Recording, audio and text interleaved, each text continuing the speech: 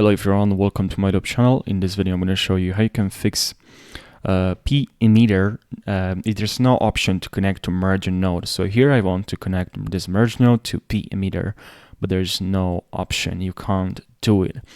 And I struggled a lot because I couldn't find an option. I couldn't find ways to connect it. I thought there's no way. I thought it's not possible, and I found a solution for this. And in fact, there is a solution. There is an option to connect merge to pEmitter, and I'm going to show you in this video. I really hope this short video is going to save you time and is going to help you in this process of learning Davinci Resolve Fusion. I really hope it's going to help you. Thank you so much. So for watching and for clicking on this video. And if you are new to my YouTube channel, make sure you subscribe and like this video. I really appreciate it. And the solution is very simple. Just click on pEmitter here and then go to region here, and then here in the region make sure you select bitmap. When you select bitmap, now look, now you have the option to connect it.